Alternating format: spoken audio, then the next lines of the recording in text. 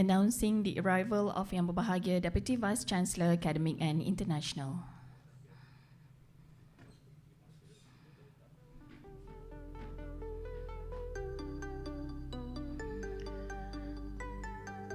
Ladies and gentlemen, please rise for UNIMAP's official song Wawasanku.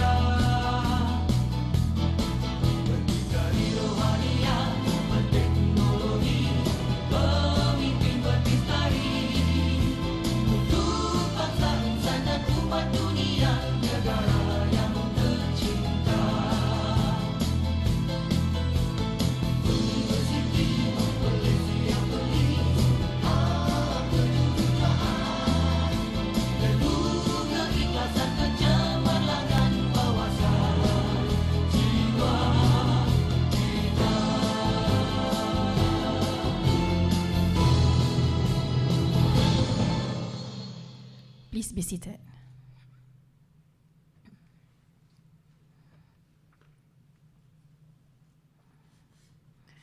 Assalamualaikum warahmatullahi wabarakatuh dan salam sejahtera, salam ilmu, keikhlasan, kecemerlangan UNIMAP. UNIMAP 2 dekad tradisi gemilang, teknologi transformasi community. Yang berbahagia, Profesor Dr. Muhammad Yusof Masyur, Deputy Vice Chancellor of Academic and International. Yang berusaha, Associate Professor Insinyur Dr. Muhammad Khairuddin Mat Arsyad, Director of Center for Graduate Studies. Yang berusaha, Associate Professor Technologist Dr. Rozianti Rahman, Deputy Director of Center for Graduate Studies. Respected judges, yang berbahagia Profesor Dr. Abdul Hamid Abdum, yang berusaha Associate Professor Dr. Khairul Rafizi Ahmad, yang berusaha Dr. Shamin Abdullah. On behalf of CGS, I would like to welcome everyone to UNIMAP's 3 Minutes Thesis Competition 2022. So whether you are here physically or virtually through our Facebook page at University Malaysia Perlis, and I hope it is not too late for us to wish Selamat Hari Raya Aidilfitri to those celebrating. And before we go further, I would like to give a quick introduction to this competition. The 3 Minutes Thesis or 3MT Thesis Competition is an annual event in Malaysia, especially suited for our PhD postgraduate students to showcase their PhD work in 3 minutes and using only a single slide. The winner of UNIMAP's 3MT will not only receive a prize money but also have the opportunity to bring the glory and represent UNIMAP in the national level 3MT, which will be held in University Malaya in June 2022, inshallah. So before we begin our competition, and I see whether you are eager or nervous faces of the contestants who are waiting for their turn to present. I would like to call upon Deputy Vice Chancellor Academic and International, Professor Dr. Muhammad Yusof Masyur, for his welcoming speech.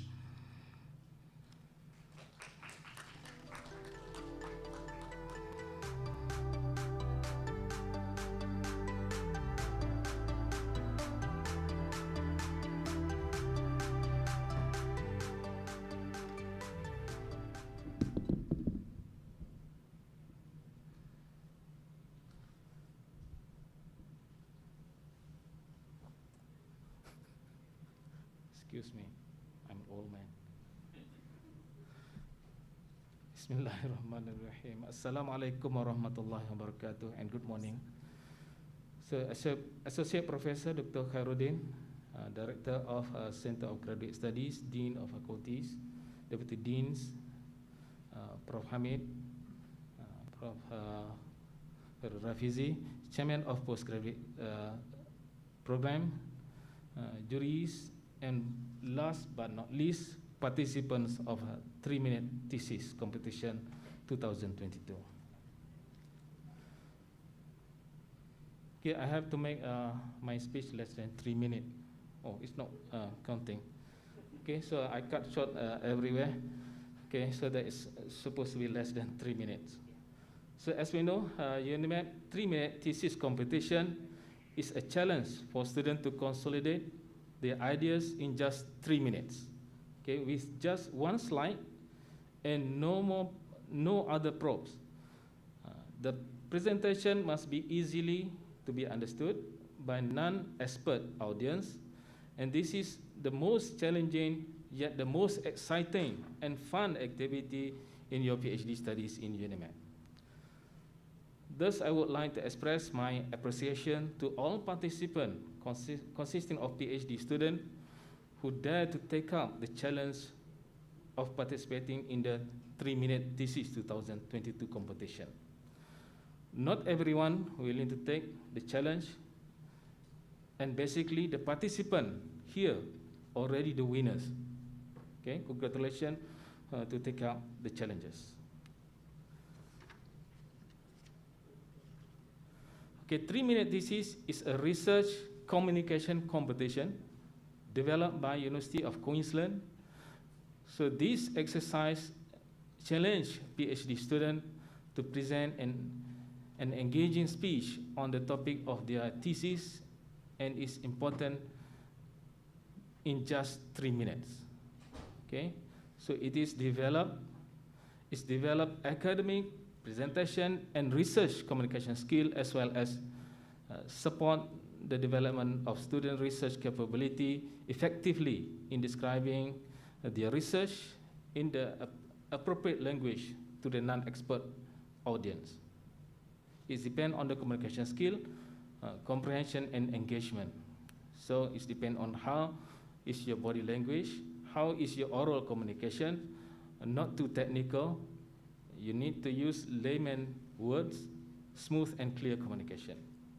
And of course, how you engage with the audience. All must be within 3 minutes. Cannot be too less, otherwise you cannot put in enough information inside, or cannot be beyond 3 minutes.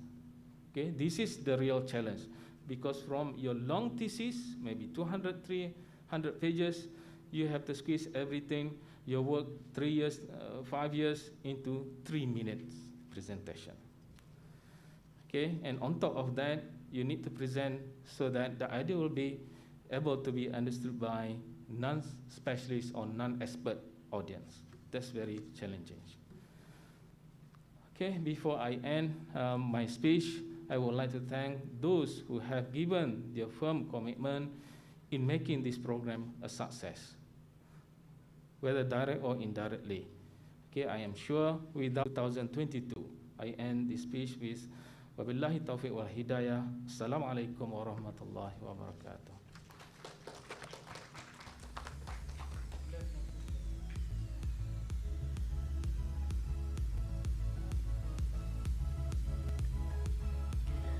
Waalaikumsalam warahmatullahi wabarakatuh. Thank you so much, Professor Dr. Muhammad Yusof Masho, for that speech. And please be informed that Prof will need to be excused from this event later to attend another official matter. Thank you for coming to officiate this ceremony.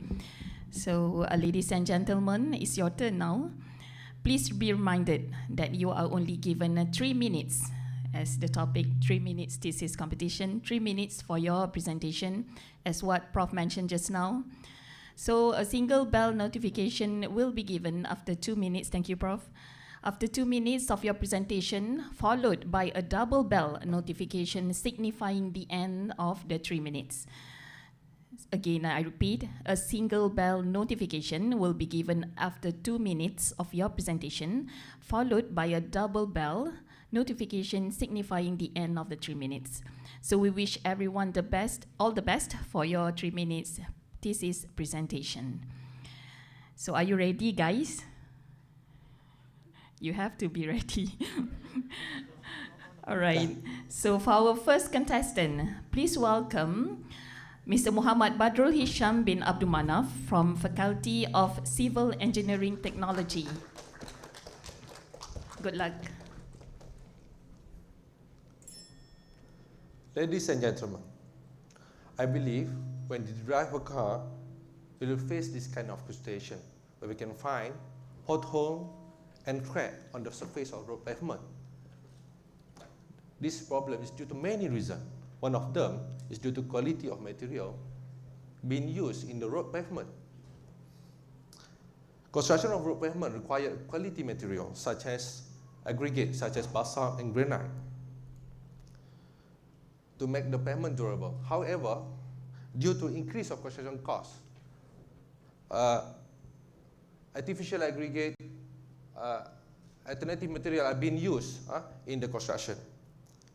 As we know, Perlis is the smallest state in Malaysia, and with limited mineral resources. Based on geological map by JMG, Jabatan Mineral and Geoscience Malaysia, we found that all the Perlis state are covered with the limestone, and none of the granite can be found in Perlis. Therefore, the Perlis limestone is underutilized due to the forbidden by PWD, Public Works Department, from being used in Malaysia. Therefore, from my preliminary studies, we found that granite is limestone is more durable than limestone. Limestone is more durable than granite. Therefore, in my research, I will be focusing on the performance of hot-mix asphalt using Perlis limestone in varying cost application. My performance parameter that we have been studies are martial stabilities, cracking, moisture susceptibility, rutting, and fatigue behavior and skid resistance. From the performance test result, the optimum combination of Perlis limestone and granite will be chosen to get approval by Public Works Department. Finally, by adopting this new combination, we reduce the pavement defect and, for example, that the photo that I showed earlier, which is cracking and pothole. I think that's all from me. Thank you very much. Wow, thank you, Mr. Badrul, for that, within the time presentation. So we will give some time for the judges to give mark. And thank you. Thank you. All right, so like now to invite our second presenter. That is Ms. Farah Nabila binti Zabani from Faculty of Electrical Engineering Technology.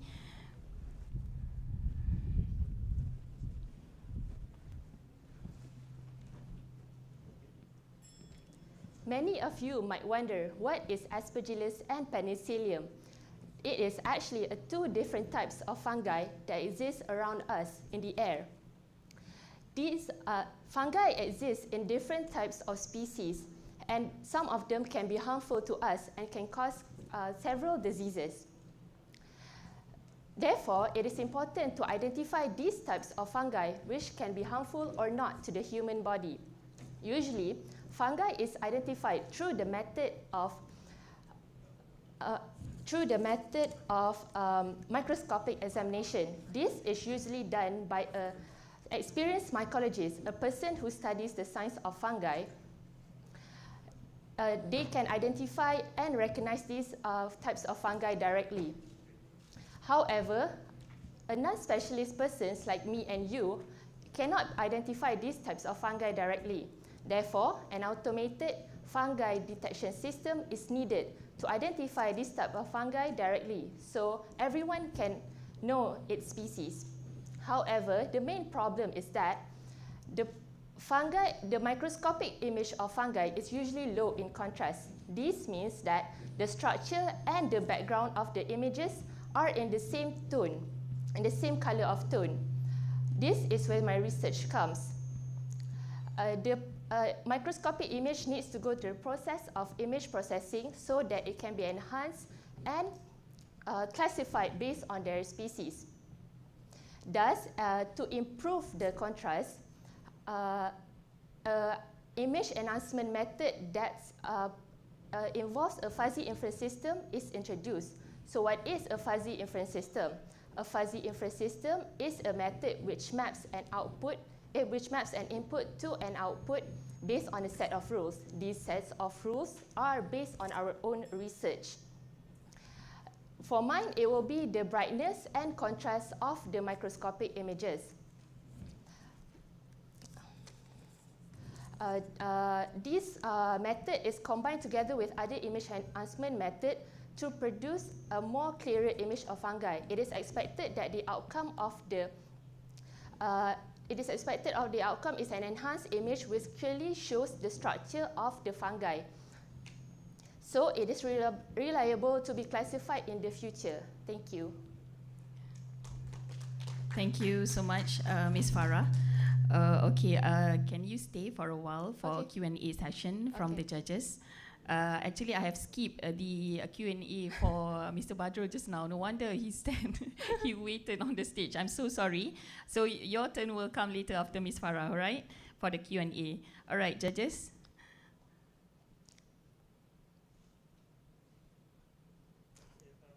Yes. Why? Can you explain why is it important that we need to actually to be able to identify what will be the consequences if we don't? Because these types of fungi are actually very harmful to us. So not everyone, but person with a very low immunity. So that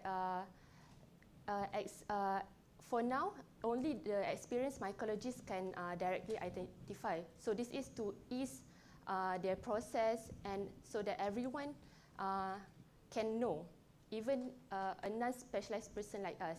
So we can know these types of fungi actually can harm us instead of them. But it is still for the specialists it is to facilitate the specialists to identify fungus, right? Yeah.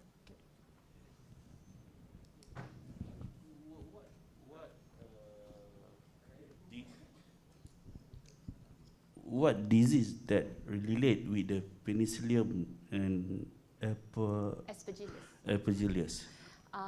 Skin diseases, macam boleh affect the nails, and then it can also affect lungs with person yang ada asthma. So with low immunity, dia boleh affect. Assalamualaikum. Salam. How would the identification of this species actually help with? I mean, you did say that what it would, by using your research method, that it will actually help to identify, right? So, okay, the identification of this species, how would it benefit? How it will benefit researchers? Okay. Yeah. Because the structure of the fungi itself is different, so we can know which species is exactly the one causing the disease to us, whether it is penicillium or Aspergillus, because on Aspergillus itself, there's many types of species under it. So this can help recognize the structure, whether it is actually a penicillium or Aspergillus. So it helps you to isolate and classify it easier. Yes. Okay, all right, thank you. Thank you. So is that all from judges? Thank you so much. Thanks. Thank you. Ms. Farah, congratulations. And can we come back to Mr. Badrul?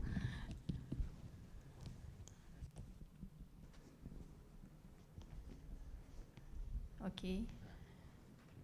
Okay, Badrul, you've described the advantages, but what would be the cost advantage of the use of limestone compared to granite? Actually, I missed a little bit point just now. Suppose the limestone are being forbidden from the to use as the wearing cost, means the top layer of the pavement, and then all the police road, not only police road Malaysia road, are forbidden being used limestone for the wearing cost.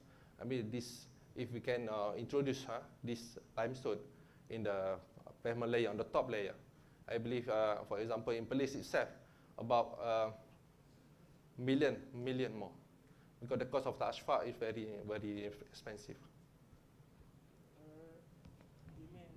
You mean we will have cost-saving benefits? Yes, correct.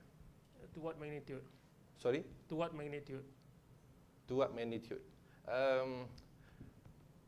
The figure I can explain, but percentage, I think if we can use all, because now currently they forbidden, or we cannot use for the wearing gauze.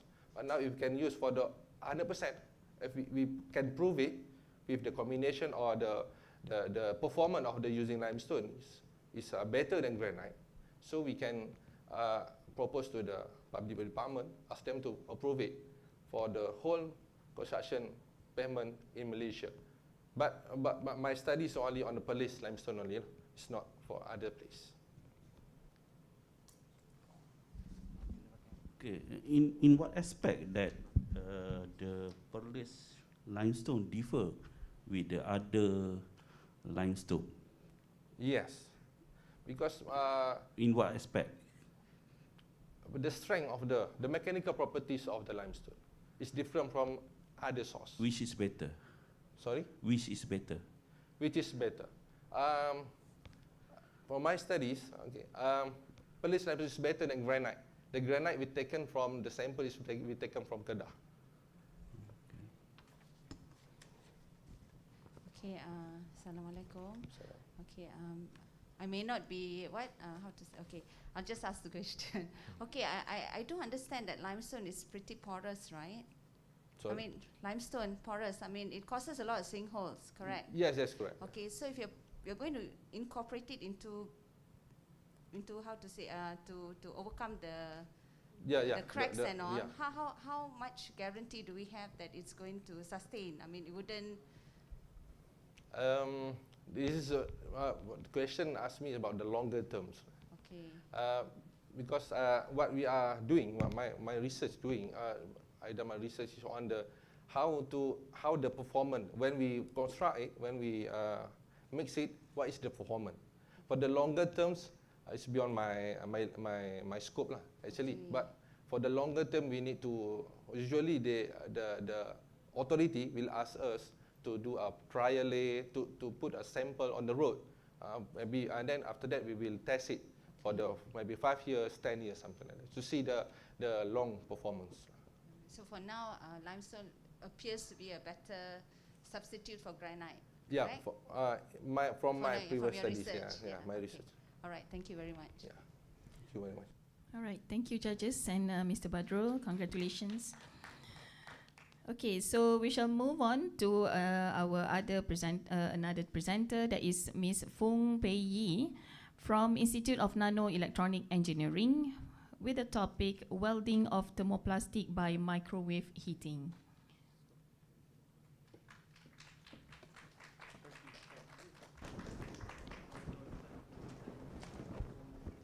Okay, hello everyone. Any Marvel fans here? Okay, do you remember the ferry rescue scene in the Spider-Man Homecoming? Okay, after the battleship, the ferry was cut into half. So who is the one rescue the ferry? Spider-Man? No, it's Iron Man. So what did he do to rescue the ferry? He pushed the ferry back and welded them together. But do you know, welding is not just for metal. It may also be applied on plastic material. So today I'm here to introduce you to a new welding process called microwave welding. Microwave? Very common, right? Who has a microwave oven in their homes and always use it to cook? Okay.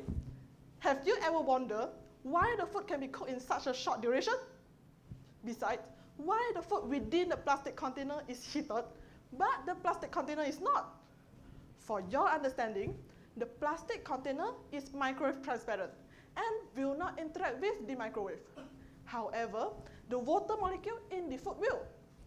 After the water molecule absorbs the microwave, they gain energy and lost part of it as heat, which causes the food to heat out volumetrically. This entire process is known as microwave heating. In my research, the concept of microwave heating is utilized in welding of plastic. As mentioned before, plastic is microwave transparent. So how are we going to weld the plastic? We need a susceptor material which can efficiently absorb the microwave to melt the plastic. In this case, silicon carbide nanomaterials is chosen as the susceptor due to its outstanding microwave absorbing abilities, excellent mechanical properties, and the most important, environmental friendliness. Besides, microwave welding is an easy process that just requires 3 simple steps. Preparation of the susceptor, apply it on the plastic surface and send it into the microwave oven. After 20 seconds, it's done. If welding is just simply melting and joining, why don't we choose other welding methods? This is because silicon carbide nanomaterials not only function as a susceptor in this world, but also a nanofiller in the formation of nanocomposite welded joint. And this is the novelty of this study. So in the future, this technology can be used in load supporting applications. As shown in the figure, a man can hang it in the air by relying this small microwave welder hook. It's cool, right? Thank you. Wow, thank you so much, Ms. Fong, Fei Yi. So, judges, please give any questions or comments.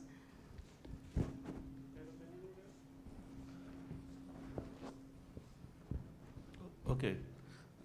Could this method can be used for elastomer material?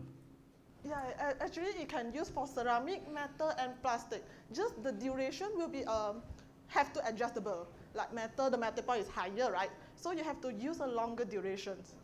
Okay, you using silicon carbide nano, Yes. a particle or I study both. particle and I study nano whiskers. whiskers? Yeah. Okay. When you weld the part using the SIC, Yes.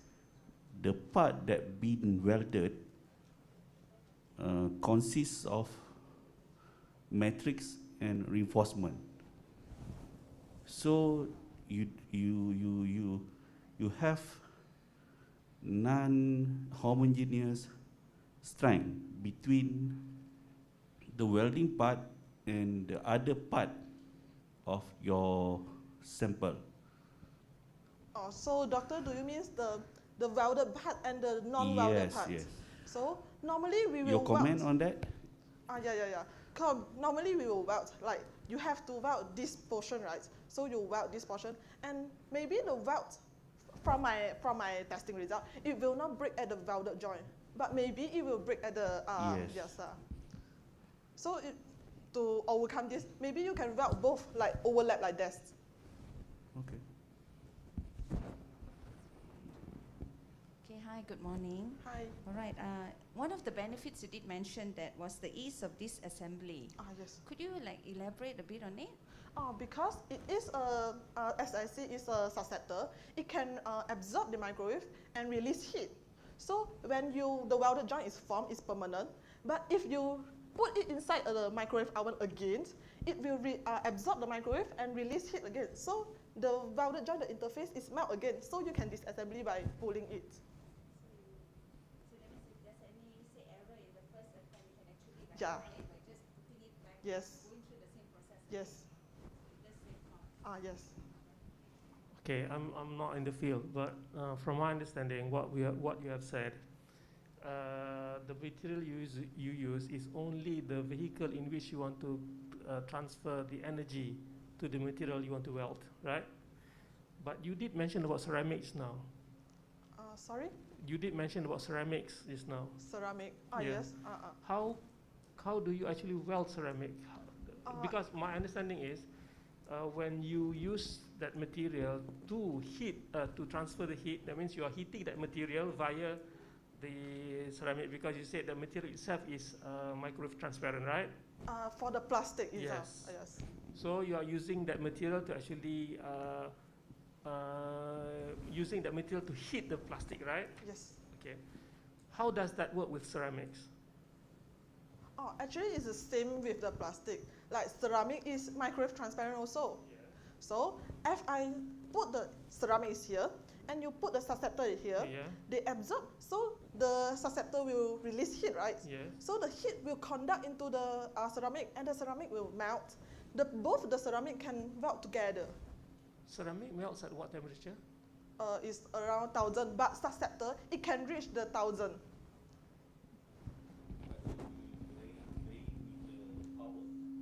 playing with the power, loading of susceptor, microwave duration, all those.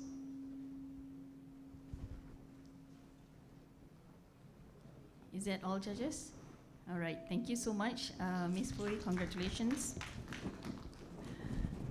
All right, are you ready? The next contestant, shall I call Mr. Kamal Yusuf Ali Zraba for the topic of investigation on single-use plastic impact to user, industry and environment during pandemic era. Assalamualaikum. Waalaikumsalam. Good morning.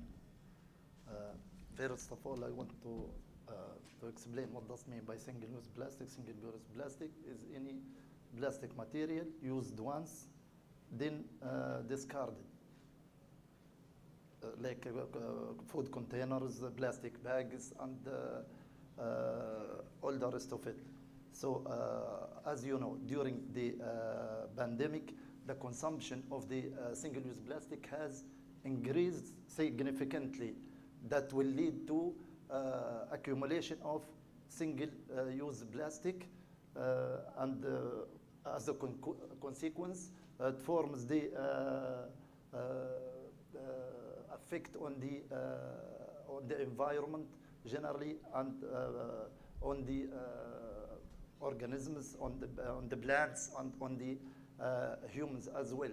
So it forms a serious challenge to environment and to humans as well. So the approach, I follow two different approach in my research. The first approach is that they are choosing to run a questionnaire.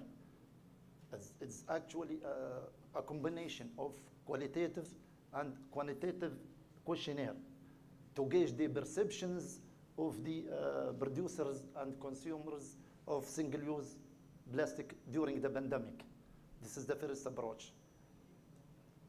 So the second approach to conduct life cycle analysis of the single-use plastic. So regarding the first approach was done, conducted the pilot test for the and get the result, test the reliability of the questionnaire. Regarding the second approach will be conducted later on. So knowing the perceptions of producers and consumers, as well as knowing the life cycle of the single-use plastic, we will or the environment impact on the environment can be predicted. So as well as the can implement strategies to manage plastic or to manage single-use plastic by policy makers and decision makers. So for the novelty come from that of my research, the combining of two different approach, as I told you, questionnaires with the life cycle analysis of single-use plastic. So the significance of the outcome from my research that the pilot test was done. I'm sorry, Mr. Kamal, you have to stop. Sorry? You have finished your 3 minutes. Okay. Thank you. Thank you. All right. So, judges? Any question? Kamal, but you have not done the second test yet. No, for life cycle analysis, not yet. Okay. I've just done the first part. What will be the test methodology? How will you do that? How will you conduct the test? The second test, how will you conduct it? I will do the life cycle analysis using Gabi software. I will follow the production of the single-use plastic from raw material extraction up to disposal. How do you do that? How do you plan to do that? How? How do you plan to do? I can understand for you following from the production Yes. to the consumer, from the consumer to the. How do you plan to do that? Go to production and consumption, and the transportation, all that will be included with, sorry? No, for life No, cycle life analysis, cycle. It's a life for the cycle. second approach. Yes, I was wondering how you actually track the plastic from the consumer. I can understand from the manufacturer to the consumer, from the consumer to the garbage. How do you track it, the life cycle? How I track? How do you track the life cycle? I I track, can understand from the manufacturer to the consumer. yes, Then after that, how do you track it? because you know the elements of life cycle, it is the passing through a life cycle inventory. This is again, first we will do the system boundary.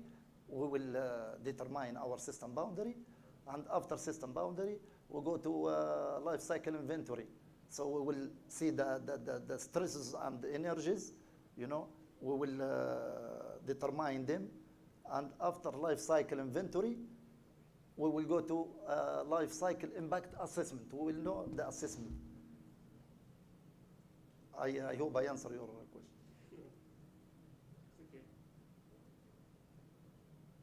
Okay. Okay, you want to study the effect of using single-use plastic to the user, industry, and environment. Okay, between these three, user, industry, and environment, which of these give a positive impact during the pandemic? Which Get the positive impact. Okay. We still we don't know which one gives positive effect or not. You know, we still Get the positive impact. either you mean producers or consumers or The user, industry, and environment, give positive effect. which get the positive impact. Positive impact or effect. Get the positive impact. Positive impact. Impact. Because all the consumption increased during the pandemic, you know, Okay. of the single-use plastic. So we have a huge accumulations of single-use plastic during pandemic, which affect on the environment in a negative way. Okay, environment, you get the negative impact. Yes, Okay. yes. My question is, which of these get the positive impact?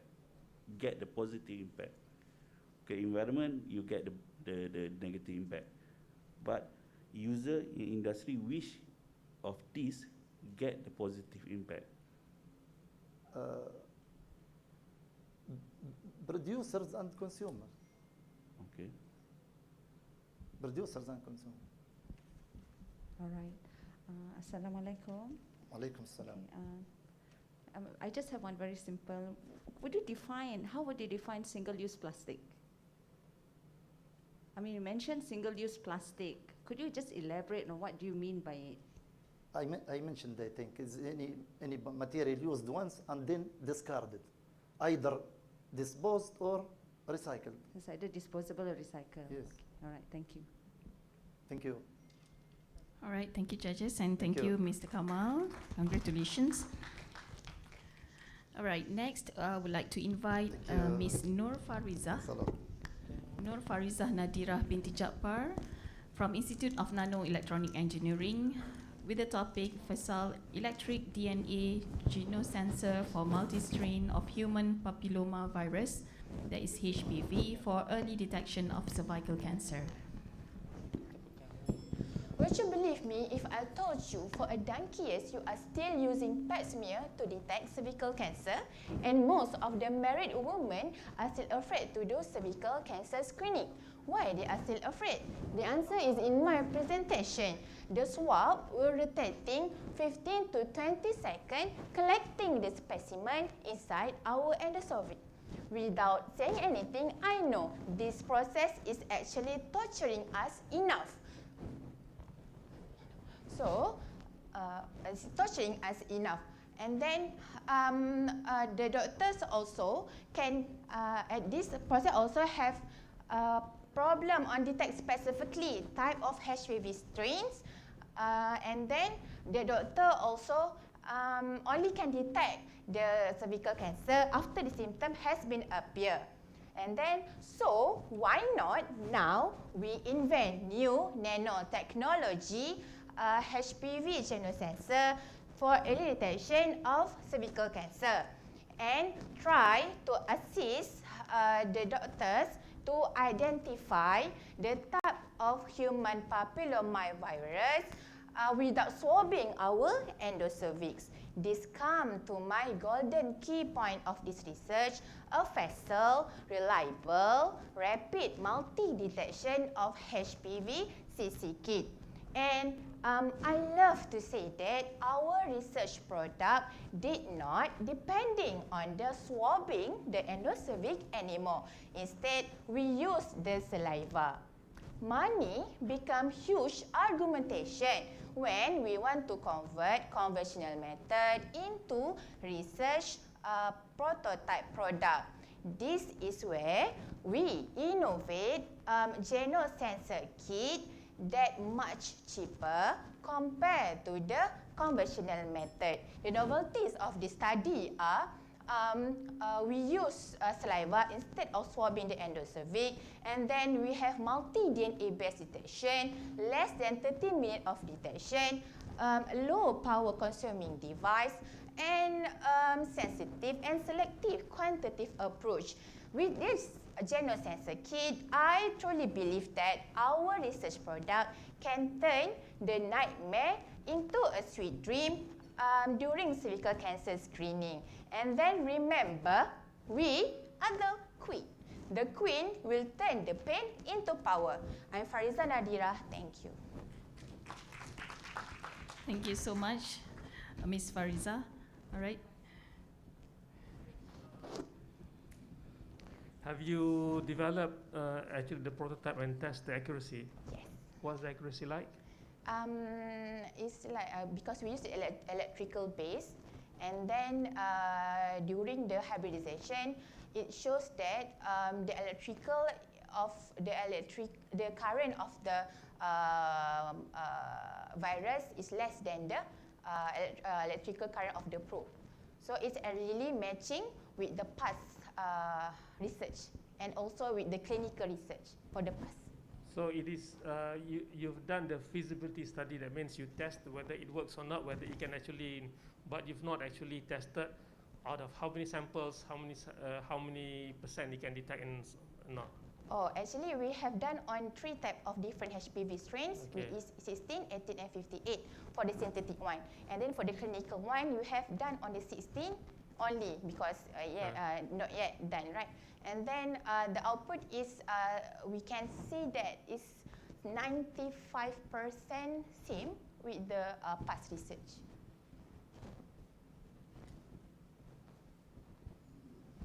Okay, you said that detection from the saliva. Yes. Saliva means ileo. Ya, betul. How this 16, 18, 58 content on your saliva? Okay. For information, our saliva have protein. Our protein have DNA. Actually, the DNA is where we choose to detect that HPV 16, 18, and 58 is actually the DNA from our saliva. Okay.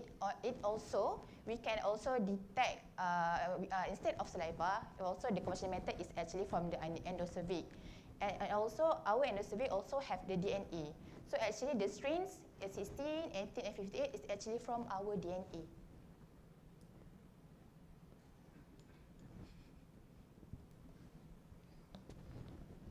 Okay, Assalamualaikum.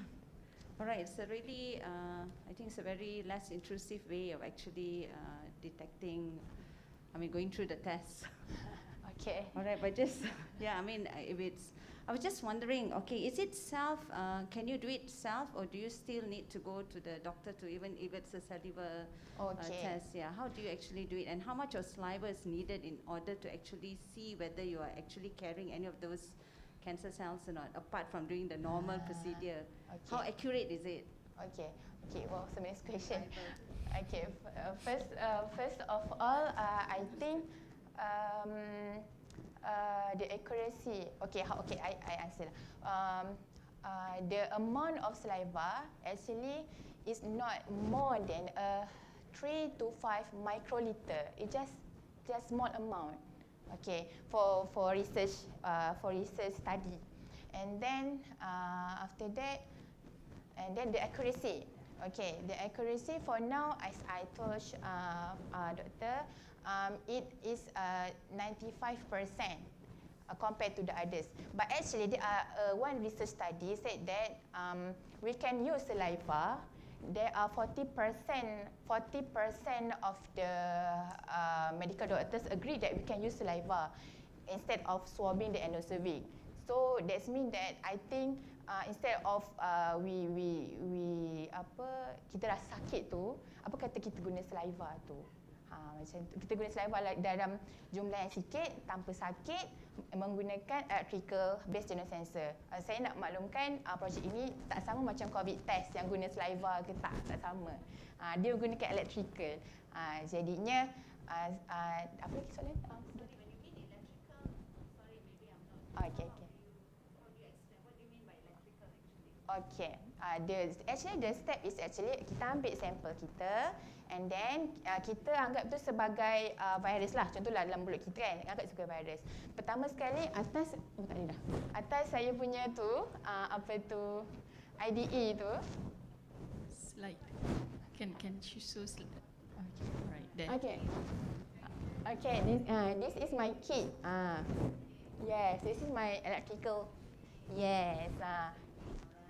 And then actually the process is quite complicated. Tapi saya nak cakap kita akan letaklah kita punya, pertama saya akan guna partikel, and then kita layerkan dengan up test, and then kita layerkan dengan DNA probe tu yang akan detect virus kita dalam saliva tu. So kit yang kita guna adalah ini. Multi detection HB sikit. Macam tu lah. No. Oh, not that easy. In future, insyaAllah. Thank you. Okay. All right, thank you. Seems that it is a very interesting research, especially for ladies. All right. So next participant is Rodiatul Raudah binti Muhammad Razwan.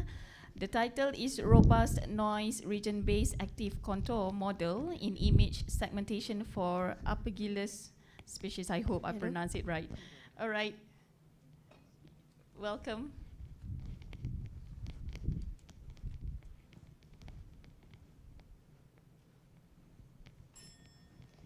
I used to think that I only inhale air every day, or worse, I inhale dust. But no, little did I know, we are actually inhaling 1 million unknown tiny particles every single day. Have you ever wondered what are those tiny particles that we live with? Is it harmful? And how does it look? So my PhD thesis is about to recognize one of the tiny particles that existed in air called fungi. And to narrow down my research, I chose only 4 species of Aspergillus to be the main focus of my research, and it looks like this.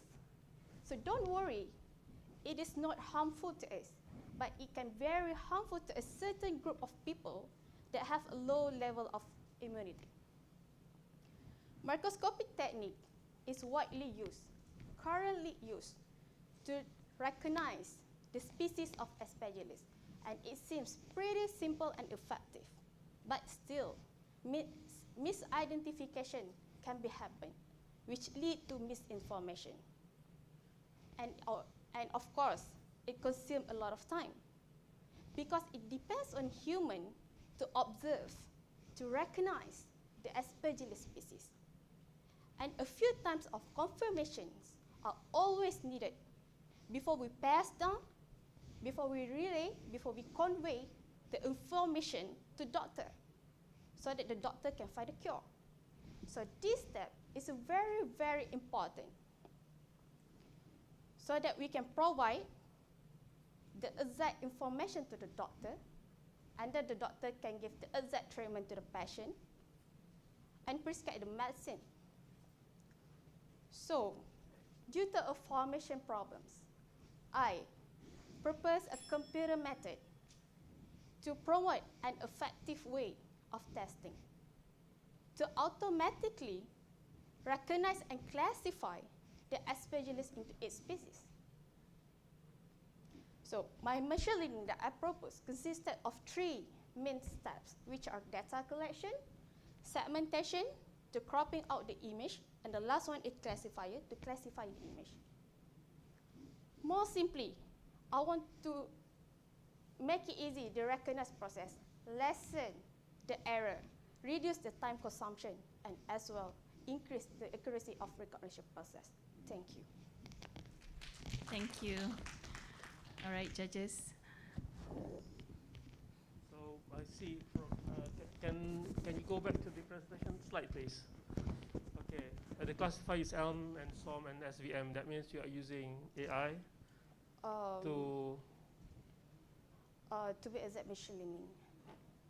say it again? To be exact, machine learning. Yeah. To me, AI is advanced for machine learning. So my part is AI is actually covers everything. Machine learning is part of the AI. yes. Okay. So you are using this to actually help the medical practitioner to actually detect, to recognize. Yes. Okay. Actually, my aim is to make it easy to recognize the species.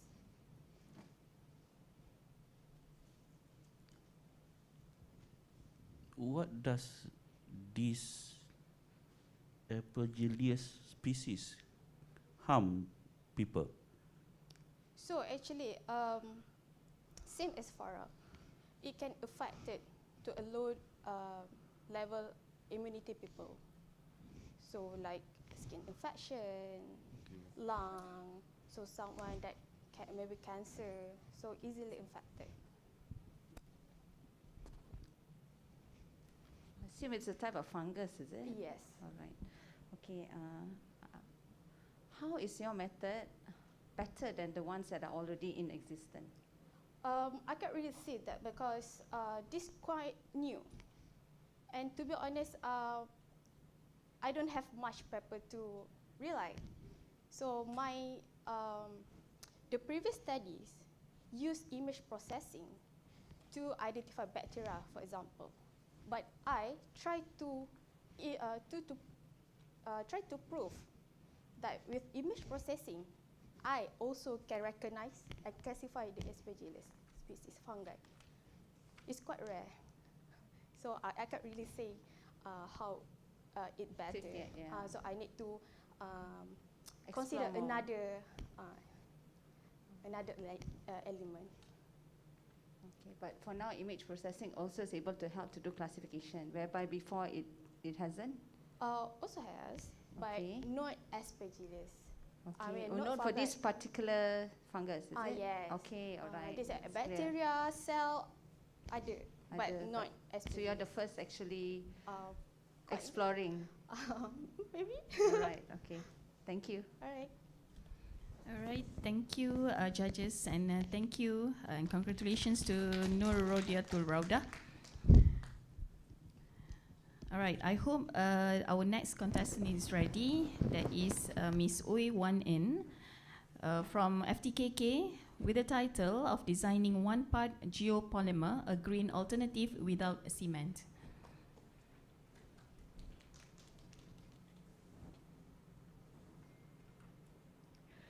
Ladies and gentlemen, this is the Earth portrayed in the movie Wall-E, produced by Pixar Animation Studio back in 2008.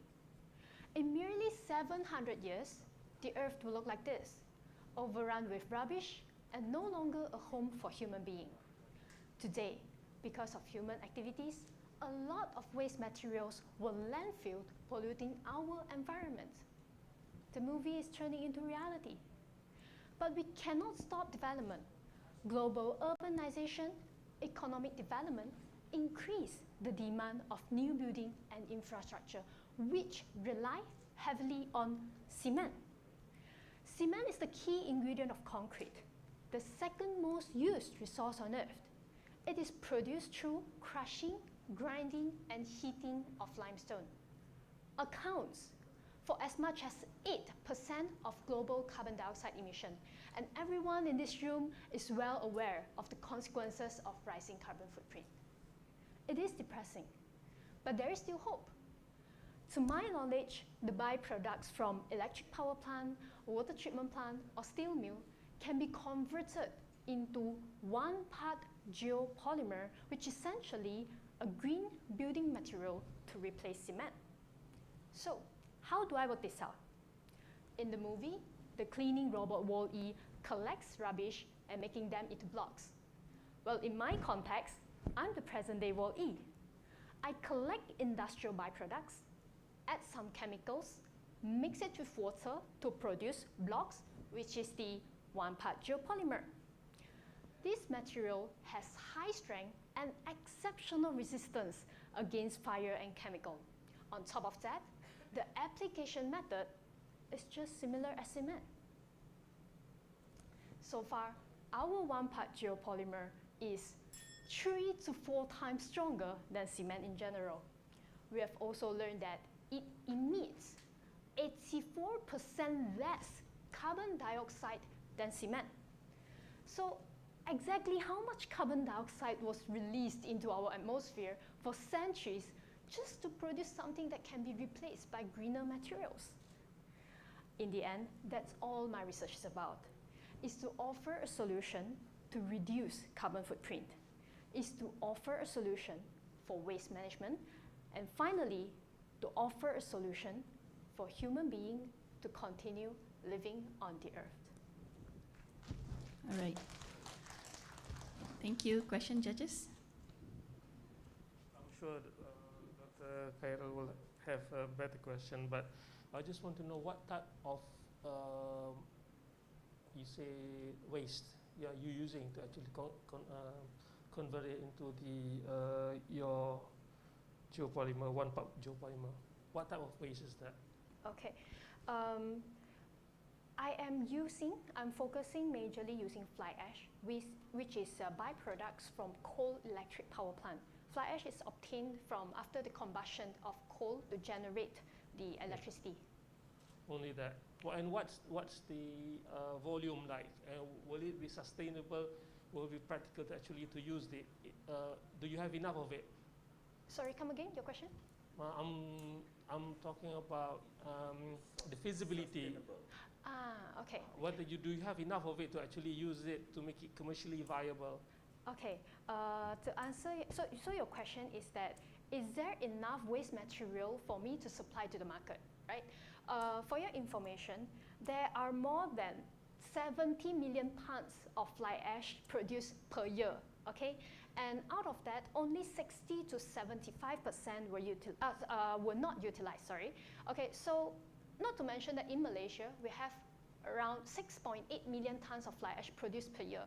So with this amount, it is actually able to supply to the market. But also because I can't guarantee that I can cover all the demand in Malaysia, but just to mention that this is a green material, I was thinking that this can be supplied to those contractors or the developers that are trying to utilize green materials in their project.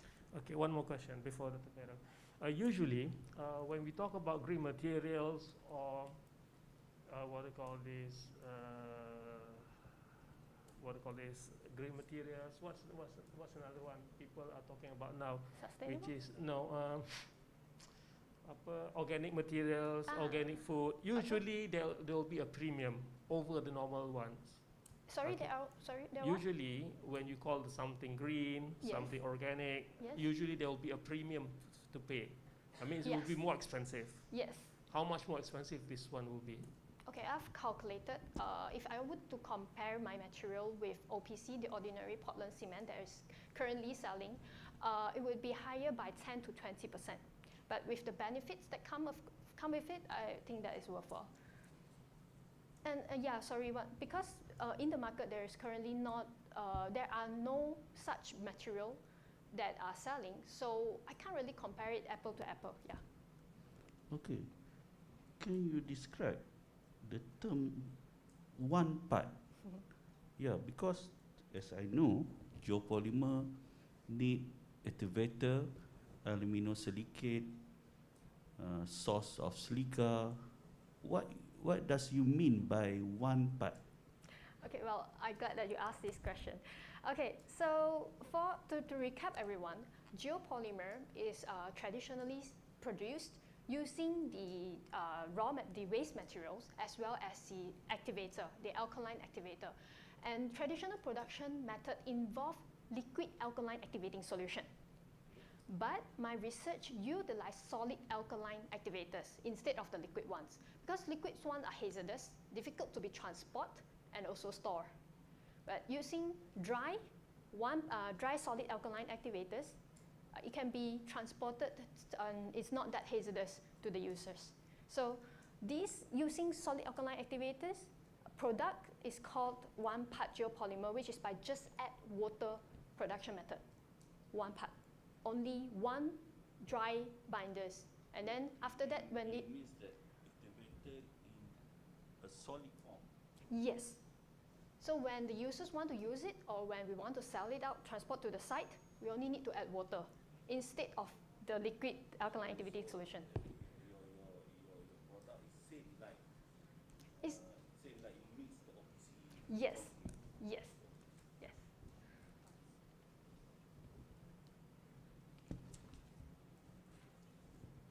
And no more.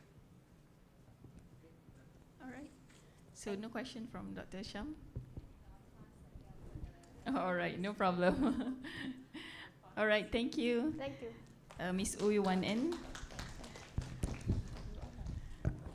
All right, the next participant is Miss Renoka, anak perempuan Siva Kumar from FTCAN, with the title of a free space material measurement system. The stage is yours. What is dielectric properties? Dielectric properties is actually comprises of two important criteria. One of it is permittivity and another one of it is actually permeability. Permittivity is actually measures the ability of a material to determine how much energy can be stored, and permeability is actually determine the measure of the material to which supports the formation of the magnetic field. As can seen from the figure, there is a free space material measurement system which comprises of a pair of on antennas, a sample under test. This material measurement system is actually aids in determining the permittivity and permeability of a material. For example, the sample under test is actually used to place the materials as shown in the picture. So the samples will be placed in the material under test, and a pair of on antennas is used to determine the permittivity and permeability of the materials. The VNA, which is the vector network analyzer, is used to compute the S parameters that we test, the S parameters of the samples we are testing in the sample holder, and the Agilent 85071E software is able to compute the S parameters data to the permittivity and permeability data. So the Agilent 85071E software is actually the material measurement software which is able to automate the complex permittivity and permeability measurement, which aids in the determination of the permittivity and permeability of measurement. And also, the important of dielectric properties in our daily life is actually we have to know the material's permittivity and permeability. The novelty of this research is to determine the permittivity and permeability of a material, and the novelty I used was using the modified version of algorithm, which will be compared to the conventional algorithm and determine the suitability of the algorithm in determining the free space material measurement system. So the novelty is actually using the modified version of algorithm and determining its suitability to determine the material's property, which is the permittivity and permeability of the material, and samples we are testing. That's all from me. Thank you. All right, good job, Renuka. Okay, judges. Again, this is out of my field, but I want to know what types of industries will actually benefit this. This industry is actually the material characterization industry. To determine the Like what industry? material characterization industry, sir. This is actually upstream. Yeah, yeah.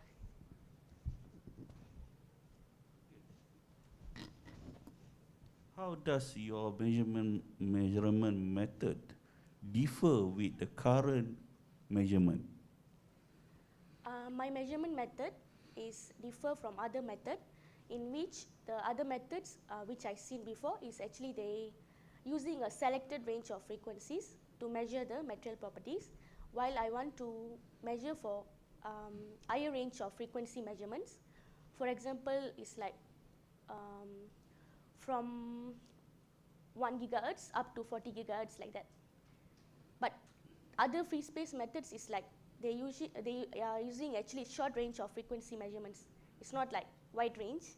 So I'm using wide range of frequency measurements, and also I want to use the modified version of algorithm which is able to compute the permittivity and permeability. Okay, you measure the magnetic field or the electrical field? Both also, sir. Okay. Which is the permittivity and permeability. What, sir? Of the free spaces. So why you're using a very wide frequency, right? Okay. What advantages of them using very narrow band? The wide range of frequencies is like for the applications that need wide range of frequencies, we can use the material, we can determine the material properties for the usage of wide range of frequencies. I mean, in layman's language, What is the product? product. Like antenna, motor drive. I mean, for what product actually we are using the wide range of frequencies. What product you measure? what type of materials, for example? Why you say some materials need wide range of frequency? What type of materials? It's actually like not the material, so it's actually it's the same actually the setup. We're using on antennas, sample under test. The thing is that we're using setting the frequency in the VNA, and the algorithm differs. What algorithm we're using? Certain algorithm is for limited to certain frequencies. That's you are still talking about the method. You are talking about the benefit. Your method measuring is boleh digunakan untuk buat the produk yang you nak ukur. Antenna, what frequency? Okay. Motor drive yang NS tu. So you ukur berapa iron dia minit, you boleh simpan that magnetic field. Itu soalan. it's related to the sample we are testing, is it? Ya. Okay. What samples can you use actually to, I mean, your method of free space measurement Okay, system, understand. yeah, fine. How would it benefit? Kalau dia ukur magnetic field, dia ukur magnetic electric field. So for what product? Actually, I'm testing the samples like acrylic, PVC, FR4, which is suitable for like printed PCB, printed circuit board. So it will be helpful in determining the material properties for the suitability of the, like, for example, the printed circuit boards like that. Yeah, electronic components like that. What prompted you to come up with this? I mean, I'm sure that the current existing measurement methods do exist. Yes, right? yes, madam. But what problems or maybe what prompted you to actually try out this approach? Because the conventional mathematical models like Nicholson-Rossway algorithm is actually the conventional method they use to obtain the permittivity and permeability. I wanted to modify the algorithm and want to determine the suitability of the algorithm with wide frequency range. Why? I mean, in order for you to achieve what? Would it be more efficient, faster, more accurate? Yes, madam, to make it more accurate with modified version of algorithm and eye frequency measurement. Thank you, madam. All right, thank you, judges, and thank you, Thank you. Renuka. So, please welcome next Mr. Sharif Hassan from FSGM, Consumers Acceptance of Fintech Services in Bangladesh Insurance Industry. Assalamu alaikum everyone, I'm Mohammad Sharif Hassan. My thesis topic is consumers' acceptance of fintech services in Bangladesh insurance industry. As you all know, fintech is one of the emerging phenomena around the globe today, and it can be defined as the innovative idea for the financial services using the technology for any business situation. Almost all of the industry has adopted these fintech services, especially the financial sector. However, if you think of the insurance industry in Bangladesh, the acceptance rate is very low. So if you dig deeper, we find out the insurance coverage rate in Bangladesh is less than 1%, and it is the lowest among the emerging Asia. And the penetration of this insurance industry is only 0.4% of the GDP. So if we dig deeper, we find out the reasons. The reasons is mistrust, lack of technological awareness, and higher agency cost and higher transaction cost. In Bangladesh, if you want to purchase the insurance, you have to go through the agency process. So when you involve agency, people are reliant on the agents. So there is a chance of fraud. As well as when you are involving agents, there will be higher commission costs. So if you think from the perspective of the consumers and from the companies, additional cost has to be bared. So the problem relies here. So if the insurance companies can adopt these fintech services and make the customers to accept these services, the cost will be lower and there will be growth in the insurance companies. So in my research, I will find out the factors what is affecting the consumers to accept these insurance fintech services in insurance industry. For that, I have utilized UTA2 model and extracted 4 variables from there, that is performance expectancy, effort expectancy, social influence, facilitating conditions, perceived security, and personal innovativeness. And I will try to find out whether it is related positively to intention to adopt the services. As well as I will also find out whether trust moderates the relationship between the intention and the actual user. The major contribution of this study is it will help the regulators and the insurance companies to actually find out how we can motivate the customer to adopt these things. And if we adopt these things, there will be lower costs and there will be growth in the Bangladesh insurance sector. Thank you very much. All right, thank you. Any question?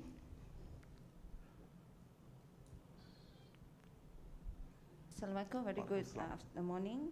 All right, may I just ask what kind of insurance coverage you're talking about? Is it life insurance? Life or is it plus in general? non-life, in general. Life insurance in general. Life insurance and general insurance, right. All right. And what do you mean by personal innovativeness? Personally, How it's would you the define? How will you elaborate? consumer innovativeness to use the technology.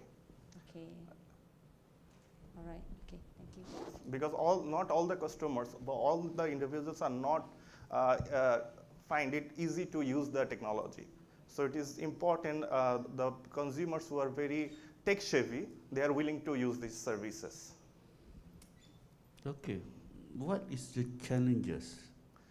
The challenges is the literacy rate in Bangladesh and the type of customers we have in Bangladesh insurance industry. So there are both kind of customers, from the high level, from the lower level. If you think of the lower level, it is quite difficult to make them understand how we are going to use the online platforms. So that is a very big challenge for the companies here. Okay, if you compare Malaysia and Bangladesh, yeah, which is better? In terms of fintech adoption? Fintech. Yeah, obviously Malaysia. Okay, thank you. That's why we have the problem there. You see, in Malaysia, one of the reasons people take insurance, especially for medical, is because although, like for us who works in the government sector, if you go to the public hospitals, it will be free. However, we still take medical insurances because we want a better service and so on. What is it like in Bangladesh? Maybe that is also one of the reasons. Maybe I don't know, the what they call this, the public health service is very good, that people do not see the need for other what they call this private health providers, or what? Or maybe is it because of the belief system? Because some people do not believe in insurance as not Sharia compliance and so on. Okay. So for that question, I will say in Bangladesh there is no, in no terms there is, insurance is not mandatory for anyone. It is mandatory only for the government employees to have insurance. And in some private sectors, I have worked for 6 years in MetLife. From the experience I see, only the group insurance is sold, and that is mandatory. But not the individuals are required to have insurance. But that's the main thing. Insurance is considered as the most booming sector of Bangladesh because 99% of the population is not under the umbrella of insurance. So there is a huge prospect. So that's why government is now focusing on boosting up this insurance by micro-insurance, because the lower level people cannot afford the insurance because of this higher agency cost. So in Bangladesh, the scenario is very bad because it is not mandatory to have insurance. All right. So thank you. Thank you. Thank you very much. Assalamu alaikum. Mr. Sharif Hassan. So last but not least, I would like to invite Ms. Zulaika Abdullah from FTCAN with the title of Effects of Atmospheric Plasma Jet to Wound Pathogens.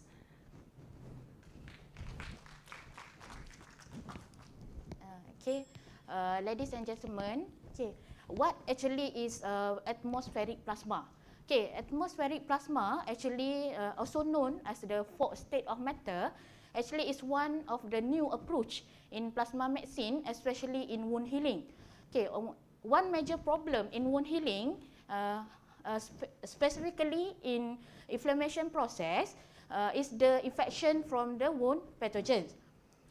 In more serious wound like diabetic foot ulcers, it's necessary to have a new advanced therapies to accelerate the wound healing process. The outcome for my research, actually, atmospheric plasma can inhibit the wound pathogens regardless their type and also their resistance level by determining the D value, which is the time required to achieve 90% reduction in bacteria and also their confidence level. For the conclusion, after using direct and also indirect plasma exposure, there is only less than 5 minutes to achieve 90% reduction in bacteria, and also for the confidence level, we need less than 30 minutes and also less than 60 minutes to be low level decontamination and also high level decontamination respectively. Low level decontamination usually used for bacteria that grow on the skin, and then for high level decontamination is usually used for bacteria that grow under the skin or high level bacteria decontamination. This result shows that atmospheric plasma able to kill or affect the growth of wound pathogen and then will help in the wound healing process. That's all. All right. Thank you, Ms. Zulaika. Okay, question, judges? Okay, Zulaika, this is very interesting. It means what you're saying is that with your approach, you can actually kill the bacteria even though the bacteria may have be resistant to any antibiotics. And it is not via, it's just like exposure or something. How do you actually do it? What is the process? Do you have to have any special equipment, or you have to put resistant of bacteria? No, how do you actually do it? How do you, what is the process? We expose directly on bacteria using plasma. How do you expose it? Direct plasma to bacteria. Yes.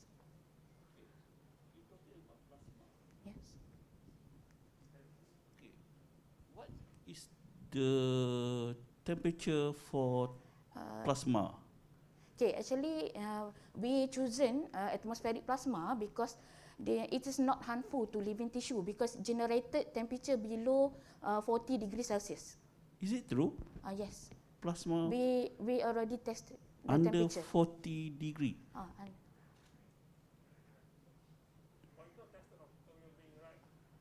No. The plasma, there is heat being generated by collision of free radical atom. Because actually we use noble gases that actually have very low like kinetic energy, then cause heat. Okay, So what that's gas why- you using? Helium. Helium. It's different from laser. Laser use the high energy heat Well, compared to plasma atmospheric. As That's I why know, we call as far as I atmospheric know plasma. that in my field, plasma is the temperature is above 700. It's not same with plasma we use in welding or this. Actually, plasma we have two, non-thermal and also thermal plasma. The high heat we call thermal plasma. This plasma we use non-thermal plasma below 40 degrees Celsius.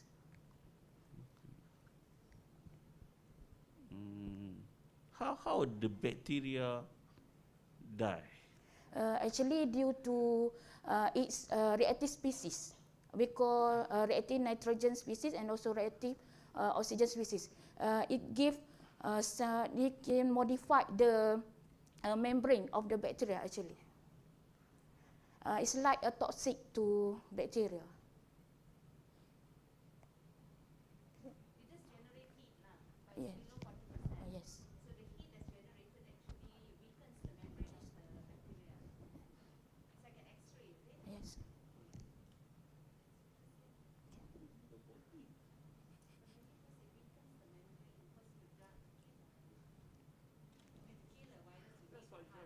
That's what you should have said when you did the presentation.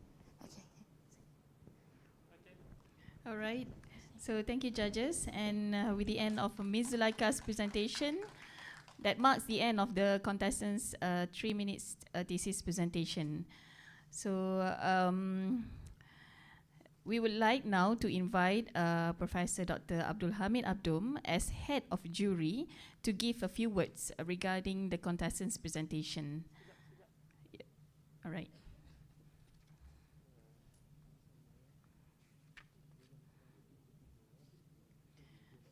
So how is the feelings now?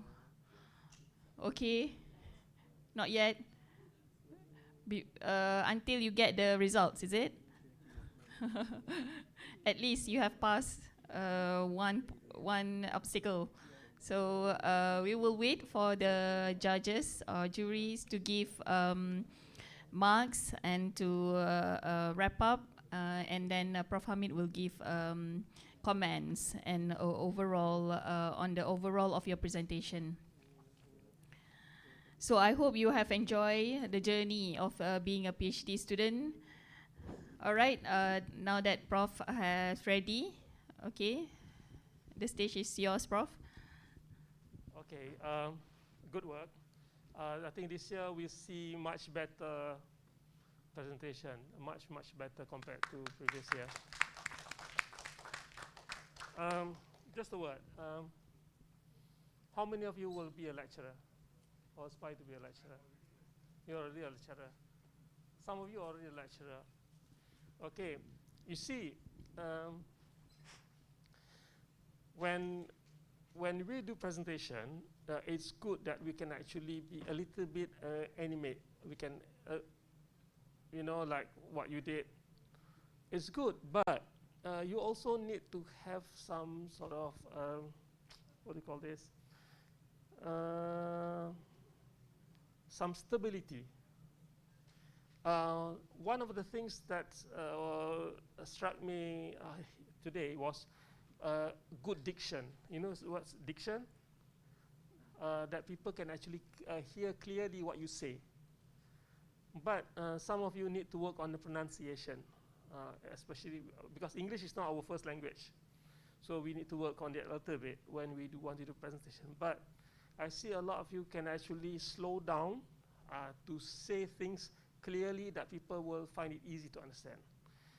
However, the problem is I think that most of you are very tied to your work, that it's difficult for you to see beyond your work or what we can see as looking out of the box, seeing it from the other perspective.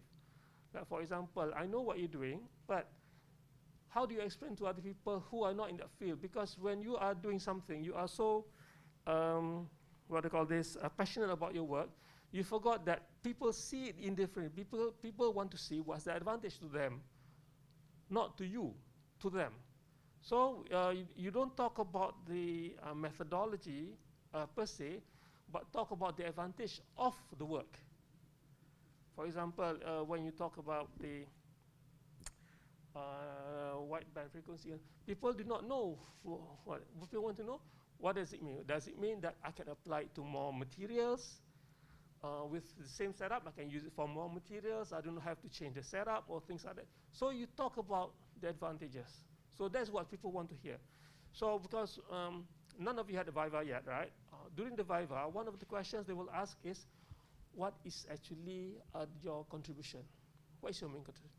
So then is when you have to wear a different hat. You have to not look at you, but looking at the person to see what's the advantage of your work. So when you are standing here just now, that's what you should convey. Sometimes you need to be out of from your position, you need to be at somebody else's position and see actually what actually they need to know. Because sometimes we are so passionate about what we do that we forget that people see things differently. But it's good to be a little bit animated, but you need to actually be composed as well. Okay, but overall, I think this year's participants, contestants are very good. Most of you can speak very clearly with a good pace. That's what, because one of the tests as a lecturer, whether people understand you or not, is for someone to ask a colleague to actually sit at the back of the class. Then you can understand. Because most of you are very good, but it's good to have that test. Okay, thank you. Thank you so much, Prof, for the comments and for the advice. So I hope you take that as takeaways from today, for today's closing. So before we announce, okay, the winners, we will allow the Secretariat to have some time to calculate the final marks for us to receive or to announce the surprise later. So you sit back, relax, take a deep breath, all right, before we will go to the winner announcement later.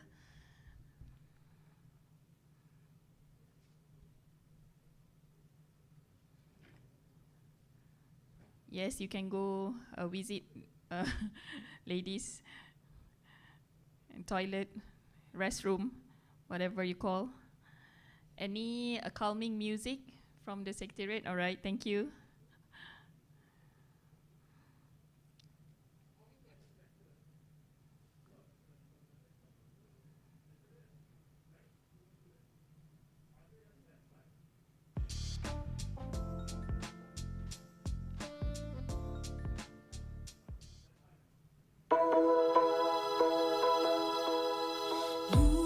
Di langit cahaya bersinar menyinari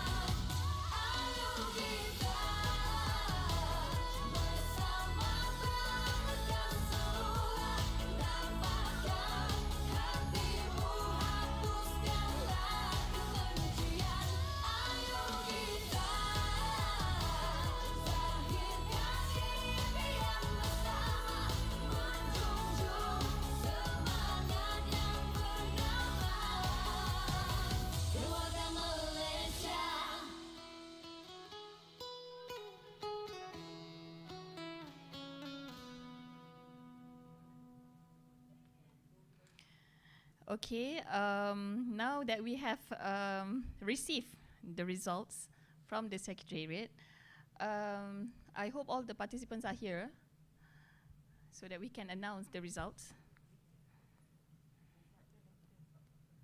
Okay, sorry. Okay.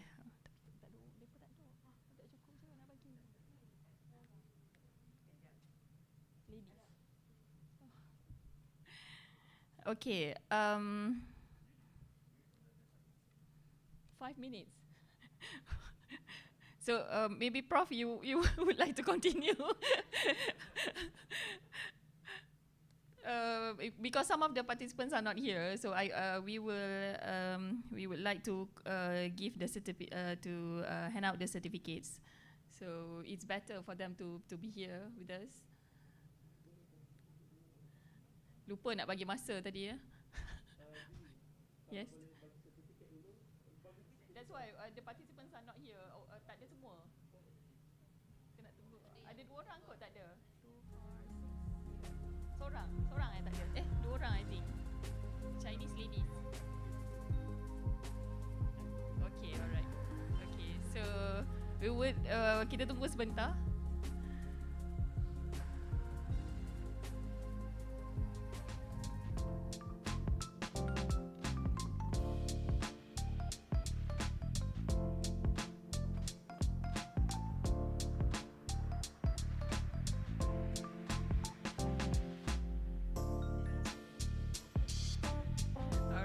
So all the participants are here now. Before we announce the winners of this year's 3MT competition, I would like to call upon Associate Professor Insino Dr. Muhammad Khairuddin Ahmad Arshad, Dean of CGS, to hand out the certificate of participation to all the contestants, beginning with Mr. Badrul Hisham Abdul Manaf.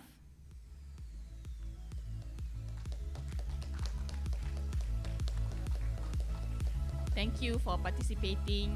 Congratulations. Next, Farah Nabila Zabani.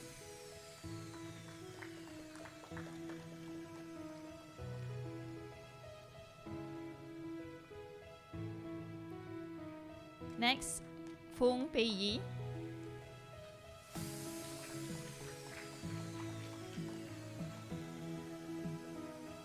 Mr. Kamal Yusuf Ali Zerba.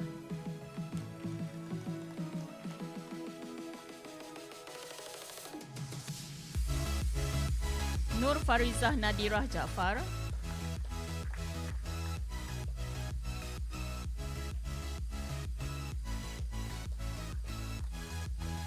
Nur Rodiatul Raudah Muhammad Razwan.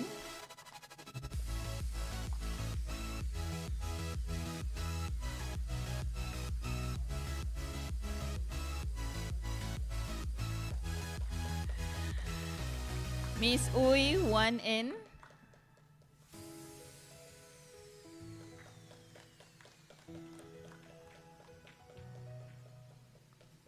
Miss Renuka.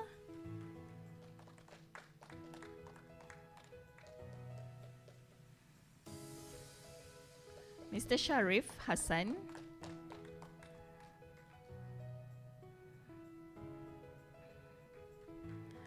And Miss Zulaika Abdullah.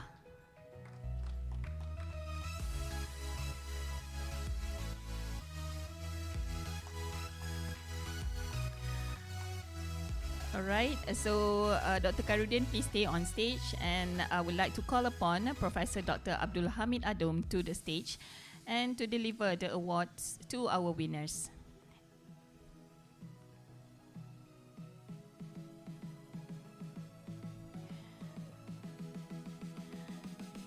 So, who do you think will get the prizes for this competition, 3 minutes competition, Unimap?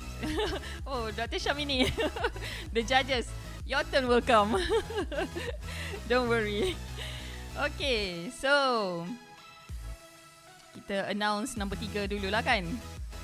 So, number 3, Miss Fung Pei Yi. Congratulations.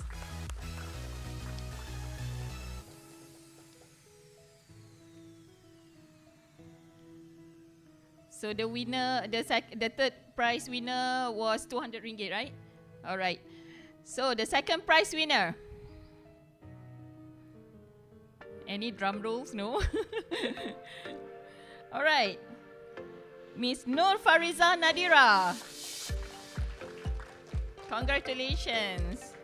So she will receive RM 300 ringgit.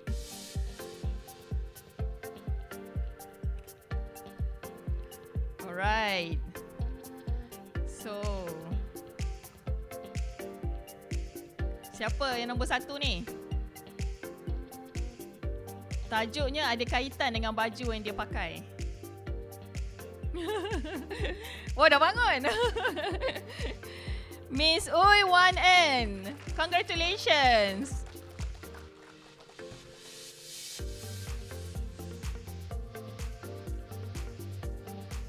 Alright, so the first prize receive 500 ringgit Malaysia. Thank you, Prof. Hamid.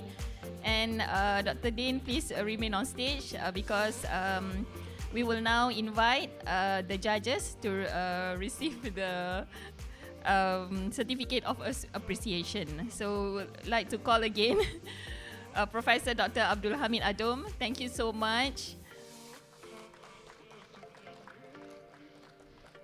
Ketua juri, ketua juri.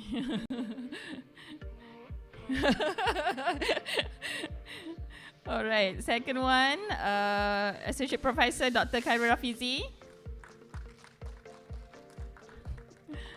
Thank you, Doktor. Duit sendiri ya, kalau 200 ke 300. And Dr. Syamini Abdullah. Thank you, Doktor. Nak ambil shortcut lah.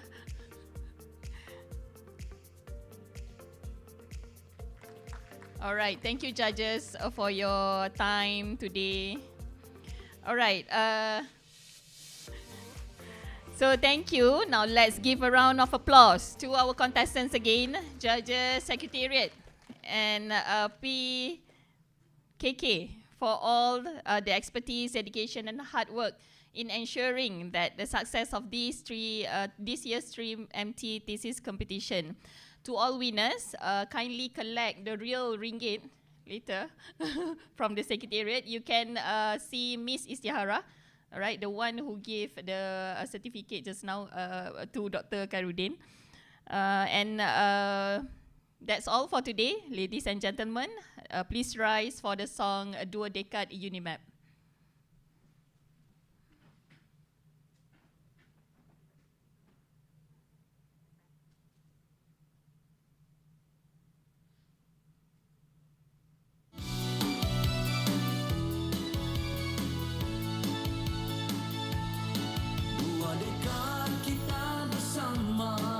Membangun misi visi, membina melestari universiti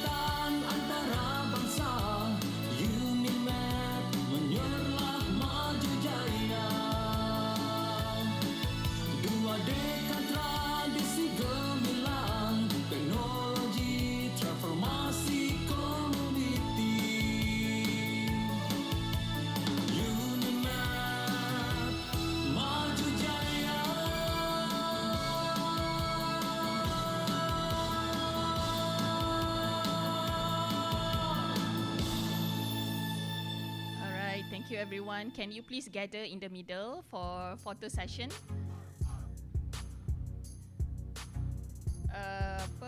Wakil-wakil school pun boleh ke tengah untuk bergambar.